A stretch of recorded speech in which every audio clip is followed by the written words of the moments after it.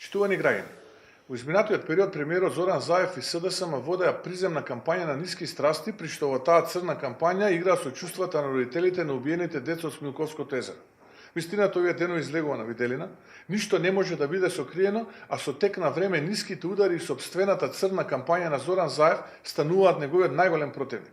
Таа кампања алудираше дека можеби друг е виновен за убиствата и дека премиерот Зоран Заев ја знае вистината. Откако дојде на власт, единствено што се смени е што осумничените и веќе еднаш осудени се вратија на одново судени. А вчера и самите родители потврдуваат дека осудените лица, чии случаи се на повторно судење, се оние кои се според нив и вистинските виновници. Но и слушнавме како истите тие комуницирале со луѓе кои се дел од структурите на власт.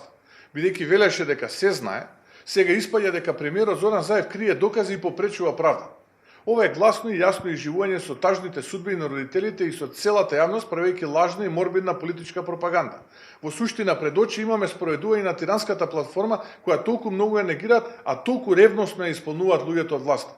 Поигрувајќи се со човечки судбини за политички цели, не смееме да дозволиме. Потребна е правда, а таа не смее да се попречува за било каква дадена концесија или некаков политички договор чија цел е опстојување на власт. Кредибилитетот на Зоран Заев и владата одамна го немаат. И затоа најчестното нешто што тие може да го направат е да дадат неотповиклија оставка веднаш.